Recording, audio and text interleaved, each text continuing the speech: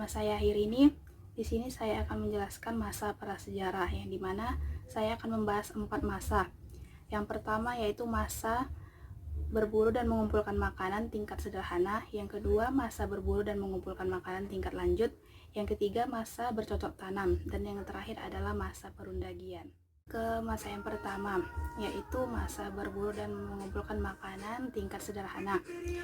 Kala Pleistosen yang berlangsung selama beberapa juta tahun yang lalu merupakan masa yang terpanjang yang dilalui manusia dalam sejarah kehidupannya. Keadaan alam yang tidak stabil serta silih berganti dalam bentuk fisik, iklim, dan sebagainya telah dihadapi oleh manusia yang terus mengalami perkembangan bentuk lahiria dan perkembangan akal budinya. Tingkat kehidupan di kala Pleistosen yang mula-mula bersifat sangat sederhana itu berangsur-angsur mengalami kemajuan sesuai dengan pengalaman-pengalaman yang diperoleh manusia dari masa ke masa. Dan bumi pada kala Pleistosen. Keadaan lingkungan fisik perlu diketahui terlebih dahulu untuk memberikan gambaran tentang keadaan alam yang bersifat anorganis seperti tanah, iklim, air, dan segala macam peristiwa atau yang berhubungan dengan ketiga hal tersebut yang semuanya sangat mempengaruhi manusia. Para ahli geologi, paleontologi, dan arkeologi telah berkesimpulan bahwa kala Pleistosen muka bumi sering mengalami perubahan oleh gerakan endogen dan eksogen atau oleh perubahan iklim.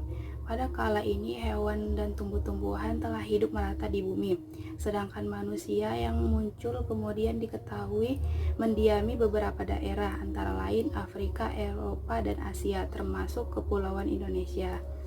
Perubahan-perubahan iklim yang terjadi di kala Pleistosen telah menyebabkan luasnya areal es. Tumbuh-tumbuhan. Gambaran tentang kehidupan serta lingkungan hidup hewan pada kala Pleistosen dapat disusun dari fosil-fosil hewan yang pernah ditemukan. Pada umumnya, hewan-hewan yang hidup di kala ini merupakan hasil evolusi dari hewan-hewan masa sebelumnya, khususnya pada zaman tersier. Memiliki sejarah evolusi organik di bumi, dapat diketahui bahwa zaman Kenozoikum atau Paleozoikum sampai Kolosen merupakan masa puncak perkembangan hewan menyusui. Fosil yang ditemukan dapat diketahui bahwa hampir semua jenis hewan mengalami proses evolusi. Dalam proses perkembangannya dari zaman ke zaman yang berlangsung selama berjuta tahun lamanya, ternyata ada beberapa jenis hewan yang punah atau mengalami perkembangan bentuk fisik pada suatu zaman tertentu. Misalnya itu seperti jenis hewan kuda dan gajah. Hewan pada kala Pleistosen pada dasarnya tidak banyak berbeda dari kehidupan manusia, dalam arti bahwa hewan-hewan juga terikat oleh keadaan iklim dan tumbuhan. Tiap perubahan iklim dapat mengakibatkan perubahannya atau berpindahnya kelompok hewan. Gangguan lain terhadap kehidupan hewan di samping iklim dan bencana alam yaitu ancaman dari sesama hewan, dan yang terbesar adalah gangguan yang datang dari manusia. Ini tingkat kehidupan manusia masih sangat bergantung pada alam dan kemampuan manusia dalam taraf berburu dan mengumpulkan makanan dari hasil alam sekelilingnya. Oleh karena itu, penangkapan hewan merupakan salah satu usaha pokok mereka sehari-hari. Jadi dapat dipahami bahwa lenyapnya sebagian hewan di kala Pleistosen ini dikarenakan ditangkap dan dimakan oleh manusia. Usaha perburuan hewan sudah tampak dilakukan pada kala Pleistosen Tengah, antara lain oleh kelompok-kelompok manusia purba Pithecanthropus pekinensis di daratan Cina. Hewan-hewan yang diburu antara lain kuda, babi hutan, kijang, kerbau, kera, gajah, kuda nil, dan beberapa jenis hewan buas lainnya. Hewan-hewan yang masih dapat hidup disebabkan oleh kemampuannya membebaskan diri dari berbagai gangguan dan dapat menyesuaikan diri dengan lingkungannya. Dalam iklim dingin masa glasial, hewan-hewan dapat mengembangkan bulunya yang tebal, sedangkan tumbuh-tumbuhan bergeser ke daerah iklim yang lebih panas dan lebih sesuai. Sebaran fauna di kala Holosen di Kepulauan Indonesia mempunyai arti penting karena Selat Lombok dan Selat Makassar merupakan garis batas jenis-jenis hewan yang mempunyai perbedaan secara fundamental. Penelitian fosil hewan di Indonesia tidak dapat dilepaskan dari usaha penelitian ke arah sejarah manusia purba dan budayanya. Dengan perkataan lain, penelitian fosil hewan sering kali difokuskan pada usaha mencari jejak manusia purba. Fosil hewan Di Indonesia, sebagian besar ditemukan di Jawa dan pada umumnya diketahui letak strategisnya sehingga dapat dilakukan penggolongan. Fauna jetis ditemukan pada lapisan Pleistosen tengah dan fauna ngandong pada lapisan Pleistosen atas. Di luar Jawa seperti Sulawesi, Flores, Sumber, dan Timur, temuan fosil hewan dapat diketahui dari kala Pleistosen tanpa tingkatan usia yang jelas. Selanjutnya manusia. Penelitian manusia purba. Fosil manusia purba di Indonesia mungkin pernah ditemukan di masa dahulu bersama dengan fosil-fosil hewan. Namun penelitian ilmiah tentang fosil manusia barulah dimulai pada abad ke-19. Penelitian paleoantropologi di Indonesia dapat dibagi menjadi 3 tahap, yaitu yang pertama 1889 sampai 1909 dan yang kedua 1931 sampai 1941 dan yang terakhir 1952 hingga sekarang. Penelitian paleoantropologi di sini boleh dikatakan dimulai oleh Du Bois. Ia mengatakan hidup manusia purba itu pastilah di daerah tropik karena perubahan iklim sepanjang sejarah tidak banyak. Sesudah berhasil datang ke Indonesia, Du Bois memulai pendidikannya ke gua-gua Sumatera Barat. Tetapi hanya tulang-tulang hewan dan manusia subresen yang ditemukannya. Penemuan tengkorak manusia di Wajak, Tulung Agung, dan Kediri pada tahun 1889 menyebabkan Du Bois memindahkan kegiatannya ke Pulau Jawa, yang berakhir dengan penemuan sisa manusia purba di Gedung Berubus dan Tringil. Sejumlah besar fosil yang terkenal sebagai koleksi Du Bois sampai sekarang masih tersimpan di Belanda. Temuan Du Bois yang pertama kali diumumkan yaitu fosil atau tengkorak Pithecanthropus erectus dari Tringil yang ditemukan pada tahun 1891. Sangat penting di dalam sejarah paleoantropologi dan menguncangkan dunia ilmu haid pada waktu itu. Tulang-tulang paha yang ditemukan Tringil sampai sekarang masih menimbulkan perbedaan pendapat.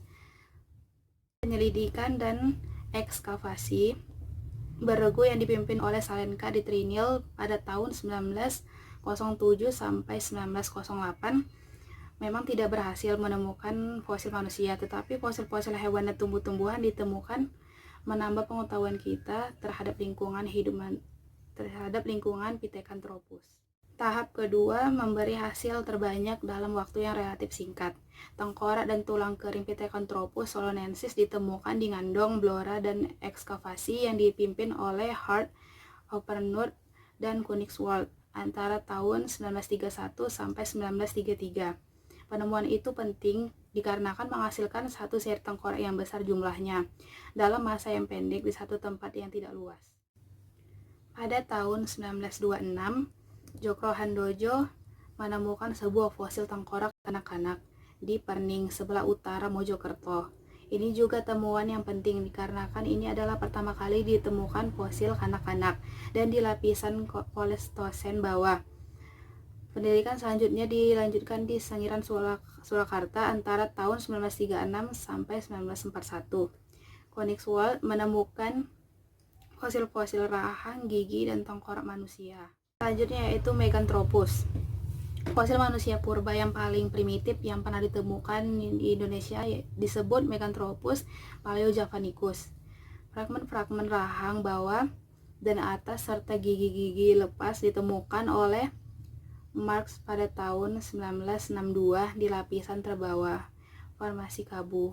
Temuan-temuan yang didapat kemudian digolongkan ke dalam Meganthropus seperti gigi-gigi lepas yang masih dalam penelitian. Temuan Meganthropus yang pertama adalah fragmen rahang atas kiri dengan geraham kedua dan ketiga, serta sebagian geraham pertama. Namun yang pertama kali diumumkan adalah S6, yaitu fragmen rahang bawah sebelah kanan dengan kedua geraham muka dan geraham yang pertama.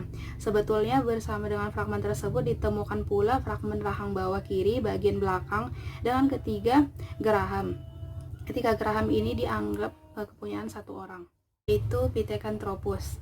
Fosil manusia yang paling banyak ditemukan di Indonesia adalah fosil Pithecanthropus, sehingga dapat dikatakan bahwasanya kala Pleistosen di Indonesia didominasi oleh manusia tersebut.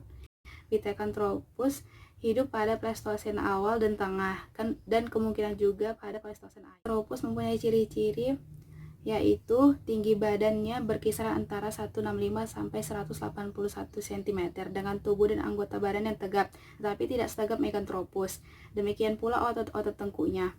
Geraham memang masih besar, rahangnya kuat, tonjolan keningnya tebal, serta melintang pada dahi dan pelipis ke pelipis. Otaknya masih belum menyamai Homo, karena perkembangan kulit otaknya masih kurang, terutama pada bagian yang berhubungan pada fungsi-fungsi otak yang tinggi dengan koordinasi yang cermat. Oleh sebab itu, terlihat wajahnya masih menonjol ke depan, dahinya miring ke belakang, bagian terlebar pada tengkoraknya masih terdapat dekat dengan dasar tengkorak, dan belakang kepalanya masih belum membulat. Letak tengkorak di atas tulang belakang belum menyamai keadaan manusia sekarang. Adalah Pithecanthropus mojokertensis atau robustus, yang temuan pertamanya berasal dari formasi pucangan di Kepuh Kelagen di sebelah utara Kerning dan Mojokerto. Penemuan itu terjadi pada tahun 1936. Temuan tersebut berupa tengkorak anak-anak yang berusia sekitar 6 tahun, berdasarkan tajuk puting dan sendi rahangnya. Isi tengkoraknya sekitar 650 cc, yang sesudah dewasanya akan menjadi 1000 cc. Tonjolan kening nyata, sedikit nyata, dan tulang-tulang atap tengkoraknya tidak begitu tebal. Yaitu Homo. Fosil manusia dari genus Homo yang berasal dari kala Pleistosen di Indonesia adalah rangka wajak dan mungkin juga beberapa tulang dari trinil dan tulang-tulang tengkorak dari sangiran. Homo menurut definisi yang dipakai di sini mempunyai ciri-ciri yang letak progresif daripada Pithecanthropus. Isi tengkoraknya bervariasi antara 1000 sampai 2000 cc dengan nilai rata-rata antara 1350 sampai 1450 cc. Tinggi badannya juga bervariasi lebih besar, yaitu antara 130 sampai 210 cm. Dengan demikian beratnya yaitu antara 30 sampai 150 kg. Pertama ditemukan dekat campur darat Tulung Agung, Jawa Timur oleh Van Richthofen pada tahun 1889, yang merupakan fosil manusia pertama yang dilaporkan dari Indonesia. Temuan ini diselidiki pertama kali oleh Du Bois dan terdiri atas tengkorak termasuk fragmen rahang bawah dan beberapa ruas leher. Kedua ditemukan pada tahun berikutnya di tempat yang sama dan terdiri atas fragmen-fragmen tulang tengkorak rahang atas dan bawah, serta tulang paha dan tulang kering. Dari sisi kedua individu itu dapat disimpulkan bahwasanya tengkoraknya besar dengan isi sekitar 1630 cc. Itu kemampuan membuat alat. Sisa-sisa kehidupan Pleistosen menunjukkan bahwa kemampuan kehidupan manusia terbatas dalam memanfaatkan yang disediakan oleh alam sekitarnya. Alat-alat keperluan hidup dibuat dari kayu, batu, dan tulang dengan pembuatannya sederhana, sekadar memenuhi tujuan penggunaannya. Alat-alat tadi terutama digunakan untuk pencarian dan pengolahan bahan makanan yang berupa daging, binatang, dan umbi-umbian. Usaha pokok manusia ialah dengan cara-cara apakah dan bagaimana ia dapat mempertahankan hidupnya, dan daya upaya khususnya dikembangkan dari segi kehidupan ekonominya. Corak kehidupan Pleistosen tidak dapat diikuti kembali seluruhnya di berbagai tempat, kecuali di beberapa aspeknya saja, terutama pada segi aspek teknologi. Di tingkat sederhana ini dijangkau kembali melalui hasil-hasil karya manusia yang tersisa, khususnya pada benda-benda peninggalan yang dibuat dari batu dalam berbagai bentuk, dapat dipelajari dari sejak pembuatannya yang mula-mula sekali sampai ke perkembangan teknik pembuatannya, dapat diikuti dengan seksama. Pada tradisi alat-alat pembuatan tingkat ini, di Indonesia dikenal dua bentuk pokok, yaitu teknik perkakas batu yang disebut dengan teknik kapas parimbas dan tradisi sepi yang dikembangkan sejak kala Pleistosen tengah. Pada tingkat Pleistosen akhir ditemukan tanda-tanda pembuatan alat-alat dari tulang dan tanduk. Bukti-bukti dari benda kayu tidak dapat ditemukan. Selanjutnya, kehidupan sosial. Kehidupan berkelompok. Manusia Pleistosen di Indonesia dari sejak Pithecanthropus sampai dengan Homo sapiens dari wajak sangat menggantungkan diri pada kondisi alam. Daerah-daerah yang diduduki oleh manusia itu harus dapat memberikan cukup persediaan untuk memungkinkan kelangsungan hidup manusia. Oleh karena itu, tempat-tempat yang menarik didiami waktu itu adalah yang cukup mengandung bahan makanan dan air, itu berupa padang rumput dengan semak belukar dan hutan kecil yang terletak berdekatan dengan sungai atau danau. Disinilah binatang-binatang dengan leluasa mencari makanan, mengejar mangsa dan melepaskan dahaga. Di sekitar ini manusia membuat pangkalan yang cukup dilindungi dengan tedeng, dahan-dahan, dan daun-daunan. Hewan yang berkeliaran di tempat-tempat tersebut dan menjadi buruan manusia terdiri atas jenis besar, yaitu kuda sungai atau kuda nil, badak, kerbau, banteng, rusa, monyet, dan lain sebagainya. Secara berpindah-pindah sesuai dengan batas-batas kemungkinan memperoleh makanan, manusia tinggal di tempat yang cukup aman dari gangguan binatang liar. Tersusun dari keluarga kecil yang laki-laki melakukan perburuan dan yang perempuan mengumpulkan makanan yang tidak memerlukan pengeluaran tenaga yang terlalu besar. Di samping itu, perempuan juga mengurus anak-anak. Peran perempuan sangat penting untuk memilih atau menyeleksi tumbuh-tumbuhan yang dapat dimakan dan membimbing anak-anak dalam meramu. Setelah api ditemukan, peramu menemukan cara-cara memanasi makanan dan berkewajiban memelihara api. Kewajiban-kewajiban inilah yang menghambat perempuan untuk mengikuti perburuan di daerah luas dan sedikit banyak mengurangi gerak perpindah-pindahan kelompok. Namun karena perhatian perempuan ditujukan untuk ke lingkungan yang terbatas, mereka kemudian mampu memperluas pengetahuannya tentang seluk-beluk tumbuh-tumbuhan, meningkatkan cara-cara menyiapkan makanan dan mendidik anak-anak dalam persiapan diri dengan keadaan alam sekeliling. Itu perkembangan budaya masyarakat berburu. Dua hal yang sangat menentukan dalam sistem hidup berburu dan meramu ini adalah alat-alat dan api. Penemuan api pada tingkat hidup berburu dan mengumpulkan makanan menjadi landasan yang menentukan bagi kelangsungan hidup manusia. Api mula-mula dikenal manusia sebagai gejala alam sekelilingnya, yaitu sebagai percikan gunung api, sebagai kebakaran padang rumput dan hutan yang kering karena halilintar atau disebabkan oleh tenggorokan di waktu angin bertiup, sebagai nyala api yang tersembul keluar dari tempat-tempat yang mengandung gas bumi. Tadi penjelasan tentang masa berburu dan mengumpulkan makanan pada tingkat sederhana, yaitu masa berburu dan mengumpulkan makanan pada tingkat lanjut. Diperkirakan terjadi antara 10.000 sampai 2.500 tahun yang lalu. Dan menurut MDJ Pusponegoro dan Noto Susanto, tahun 1990 manusia yang hidup di Nusantara pada masa ini adalah ras pendatang baru, yaitu ras Australozoid dan Mongoloid. Di masa ini otak manusia sedikit berkembang dan mereka sudah mampu membuat alat-alat dari batu yang lebih halus daripada masa sebelumnya. Berburu dan mengumpulkan makanan tingkat lanjut ini, manusia purba memasuki masa Holosen. Manusia pendukung kebudayaan masa ini adalah kelanjutan dari manusia purba jenis Homo sapiens, yaitu ras Mongoloid dan ras Australomelanozoid. Ras tersebut tersebar di wilayah Sumatera, Jawa, Nusa Tenggara, dan Sulawesi. Oleh makanan masih bersifat food gathering, yaitu masih bergantung pada alam, iklim, cuaca, kesuburan tanah, dan kondisi binatang. Dan sudah mulai bercocok tanam sederhana dengan berpindah-pindah tempat sesuai dengan kesuburan tanah. Namun tanaman yang ditanam yaitu berupa umbi-umbian dan belum mengenal padi. Purba pada masa ini ialah membuat alat-alat yang terbuat dari batu, kayu, dan tulang maupun tanduk rusa, digunakan untuk kegiatan berburu dan mengumpulkan makanan di hutan. Yang pertama adalah kapak parimbas. Kapak ini tidak memiliki tangkai dan digunakan dengan cara digenggam, dan diduga juga merupakan hasil kebudayaan Pithecanthropus erectus. Kapak parimbas ditemukan di Pakistan, Myanmar, Malaysia, Thailand, Filipina, dan Vietnam, yang bentuknya sangat sederhana, yang berukuran antara 10 hingga 20 cm.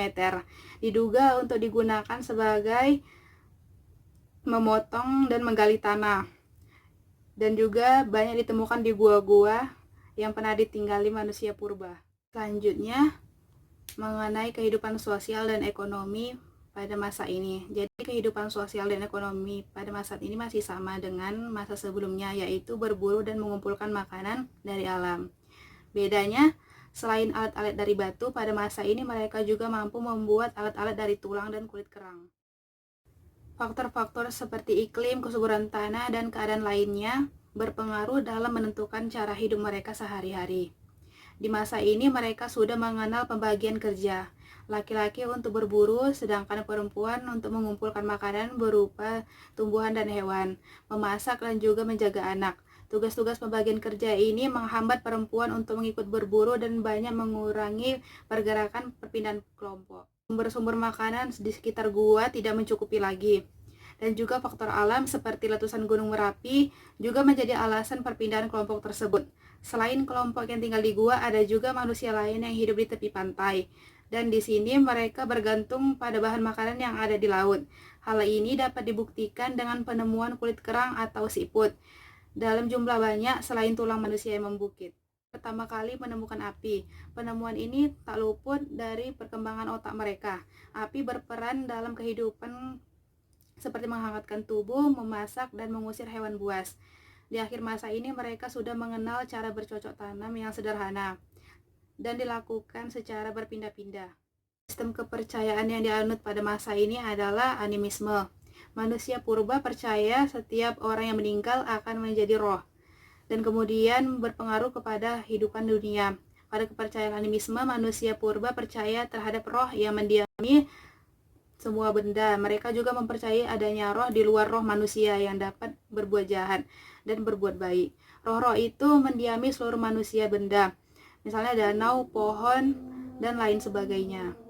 Dinamisme adalah kepercayaan bahwa segala sesuatu yang punya tenaga atau kekuatan yang dapat mempengaruhi keberhasilan. Mereka percaya terhadap kekuatan gaib dan kekuatan itu dapat menolong mereka. Kekuatan gaib itu terdapat di dalam benda-benda seperti keris, patung, gunung, pohon, dan lain-lainnya. Untuk mendapatkan pertolongan kekuatan tersebut, mereka melakukan upacara pemberian sesaji atau ritual yang lainnya. Penjelasan tentang masa berburu dan mengumpulkan makanan pada tingkat lanjut, yaitu masa bercocok tanam. Karakteristik manusia. Jadi sekitar tahun 1500 sebelum Masehi datanglah gelombang pertama dari bangsa Melayu Austronesia dari ras Mongoloid ke Nusantara. Dan mereka berasal dari Yunan Cina. Dan mereka membawa kebudayaan Neolitikum, yaitu kebudayaan batu baru dan merata di seluruh wilayah Indonesia. Masa ini disebut pula masa kebudayaan kapak persegi karena banyak ditemukan kapak dari batu yang sudah dihaluskan seperti beliung, kapak corong, dan kapak lonjong. Sumbangan lain dari bangsa pendatang baru ini adalah tradisi bercocok tanam. Hal ini disebabkan karena wilayah yang disinggahi oleh orang-orang Yunan adalah Vietnam, yaitu orang-orang Nongson, dan Thailand, yang keduanya telah lama mengenai tradisi bercocok tanam. Ke kondisi alam. Saat itu berakhirnya zaman glasial pada masa berburu dan meraput tingkat lanjut membuat hubungan antara daratan bagian barat Nusantara dengan Asia Tenggara, yaitu paparan Sunda, dan antara daratan bagian timur Nusantara dengan Australia, yaitu paparan Saul, yaitu terputus. Dan sejak itu Nusantara itu mengalami iklim tropis yang ditandai dengan pergantian musim yang seimbang antara hujan dan kemarau. Orang Yunan atau Vietnam yang terjadi pada masa ini itu menggunakan jalur laut dan selain dikenal sebagai petanian yang handal, mereka juga dikenal sebagai pelaut yang handal. Dan pelayaran ini memungkinkan terjadinya perpindahan perkakas khas dari satu wilayah ke wilayah yang lainnya. Dan inilah yang menjadikan cikal bakal terjadinya perdagangan dalam bentuk barter. Mengumpulkan makanan yaitu perlahan-lahan ditinggalkan. Jadi pada masa ini masyarakat mulai memelihara hewan-hewan tertentu. Dan sebagian kecil penduduk yang tinggal di tepi pantai, dia memproduksi garam dan mencari ikan. Nah, kegiatan bercocok tanam yang dilakukan dengan menebang dan membakar pohon-pohon yang belukar sehingga terciptalah ladang-ladang yang memberikan hasil-hasil pertanian. Walaupun di sini masih sangat sederhana sifatnya.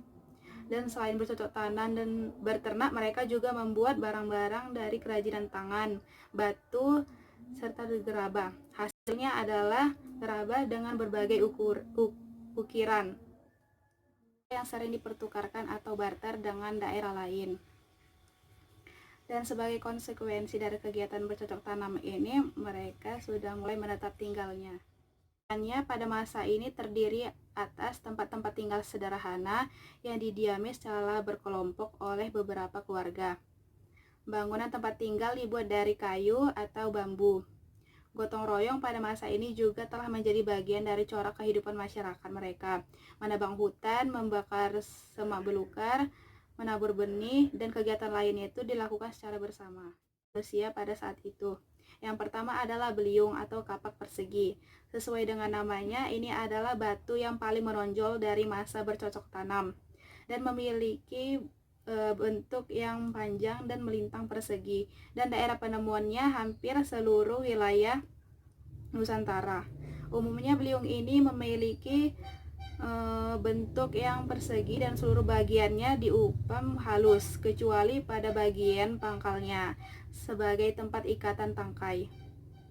Yang tajamnya dibuat dengan mengasah bagian ujung permukaan bawah landai ke ujung permukaan atas. Dengan cara demikian diperoleh bentuk tajam yang miring seperti yang terlihat pada bentuk ketajaman tahat buatan masa kini. Pada saat itu beliung-beliung itu diduga memiliki fungsi magis atau berguna sebagai benda tukar dalam sistem perdagangan yang sederhana. Adalah kapak lonjong. Sesuai dengan namanya, dia berbentuk lonjong dengan pangkal dan juga lonjong, dan penampangnya hampir berbentuk bulat. Dan kapak lonjong ini juga disebut sebagai polis X karena hampir seluruh bagian kapaknya telah dihaluskan dengan sangat baik. Selain itu, bagian ketajamannya itu masih sama seperti biasa dari berbagai arah sehingga memperlihatkan bentuk ketajaman yang simetris. Jadi penjelasan sedikit tentang masa bercocok tanam. Yang terakhir adalah masa perundagian. Manusia semakin berkembang, demikian juga budayanya, termasuk teknologinya. Perkembangan teknologi di Indonesia dikenal masa perundagian. Suatu kemahiran yang baru pada masa perundagian ialah kepandaian dalam mengolah logam.